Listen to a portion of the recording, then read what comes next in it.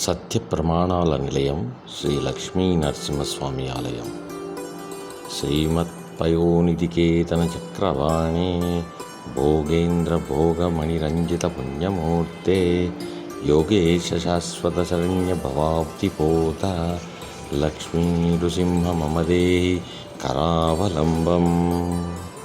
నమస్కారం. ఈరోజు మనము శ్రీ లక్ష్మీ నరసింహస్వామి ఆలయం తరిగొండలో ఉన్నాం.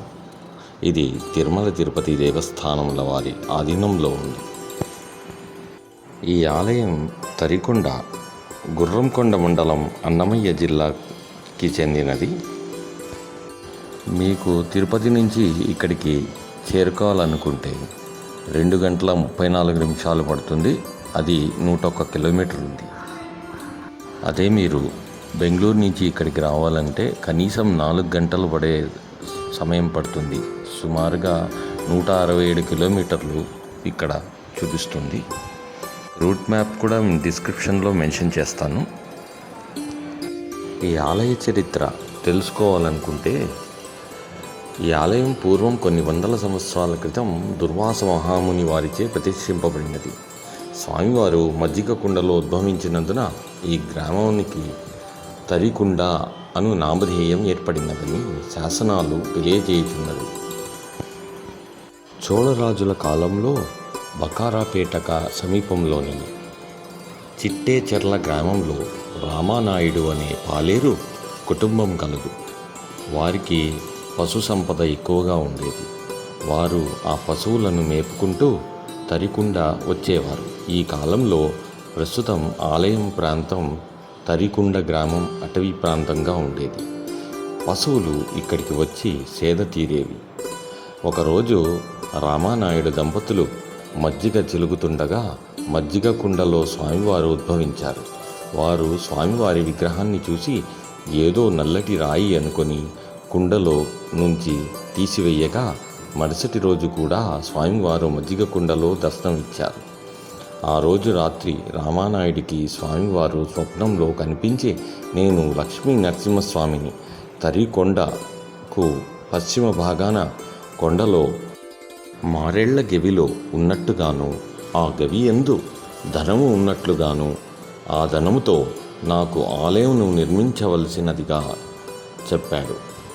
మరుసటి రోజు రామానాయుడు స్వప్న వృత్తాంతమును అందరికీ తెలిపి ఆ గవిలో వెతకగా వారికి ఆలయ నిర్మాణానికి కావలసిన ధనం దొరికినది.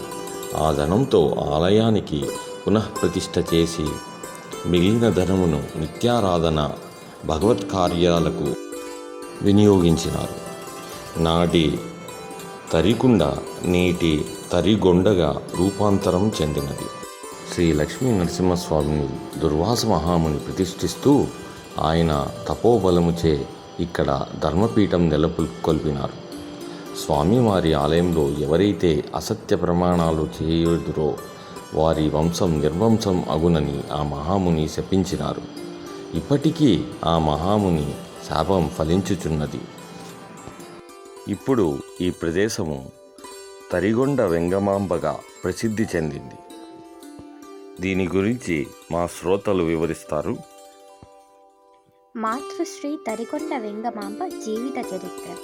తరికొండ గ్రామమునందు కానాల కృష్ణయ్య మంగమ్మ దంపతులకు శ్రీ వెంకటేశ్వర స్వామి వారి వరప్రసాదమున ఆడ శిశువు జన్మించినది. ఆమెకు వెంకమ్మ అని నామధేయం చేసినారు. వెంగమాంబ ప్రతిరోజు తరికొండ నుండి స్వరంగ మార్గాన తిరుమలకు చేరి స్వామివారిని దర్శించి వారికి పూజలు జరిపించేది. ఆమెకు ఆధ్యాత్మికత పెరుగుతుండడం చూసిన తల్లిదండ్రులు ఆమెకు వివాహం చేసినారు. కానీ ఆమె భర్త కొన్నాళ్లకే అకాల మరణం చెందినారు. వెంగమాంబ భర్త చనిపోయినా కూడా 5వతనం వదలలేదు. అది చూచిన గ్రామ పెద్దలు ఆమెను గ్రామ బహిష్కరణ చేయాలని నిర్ణయించారు. ఆమె ఆ నిర్ణయాన్ని తిరస్కరించింది. ఈ సమస్యను గ్రామ ప్రజలు శ్రీ పుష్పగిరి పీఠాధిపతి అయిన శంకరాచార్యుల వారికి తెలియజేశారు. వారు అక్కడికి వచ్చి ఒక పీఠంపై కూర్చొని ఉండగా ప్రజలందరూ వచ్చి నమస్కరించినారు. కానీ వెంగమాంబ మాత్రం ఏమీ పట్టనట్లుగా ఒక మూల కూర్చుని హరినామస్మరణ చేసుకొనుచున్నది. అప్పుడు ఆయన మనసులో, ఆమెకు ఎంత అహంకారము, నన్ను చూసి కూడా ఏమీ పట్టనట్లుగా ఉన్నది అని అనుకున్నాడు. అప్పుడు ఆమె లేచి ఆయన దగ్గరకు వచ్చి, మీరు ఆ పీఠం నుండి లేస్తే మీకు నమస్కరిస్తానని చెప్పినది. ఆయన లేచి నిలబడగా ఆ పీఠం కాలి బూడిద అయినది. అది చూసిన ఆయన ఆశ్చర్యచకితులై ఆమె యోగిని, ఆమెకు కట్టుబాట్లు అవసరం లేదని చెప్పి వెళ్ళిపోయాడు.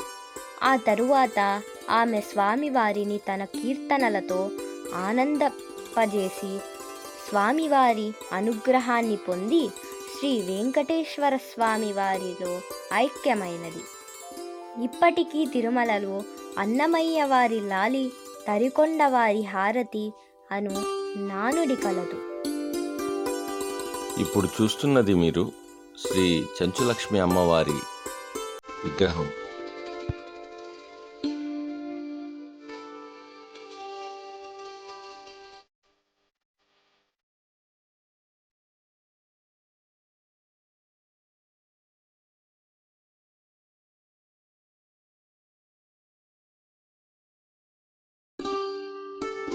ఇక్కడి వాతావరణం చాలా ఆహ్లాదకరంగాను ఆధ్యాత్మికతను ఉట్టిపడుతూ ఉంటుంది.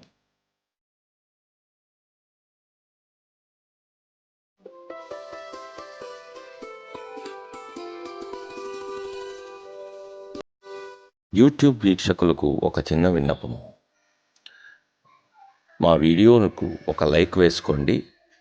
అలాగే చూసి వెళ్ళిపోకుండా సబ్స్క్రైబ్ చేసుకోండి.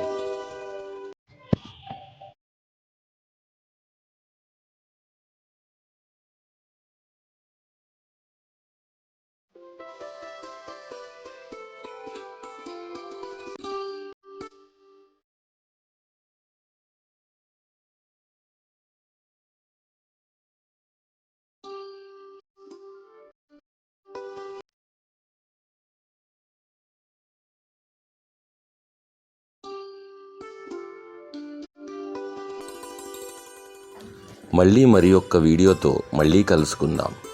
సెలవు. ఈ వీడియో మీకు నచ్చినట్టయితే లైక్ చేయండి, షేర్ చేయండి, సబ్స్క్రైబ్ చేయండి.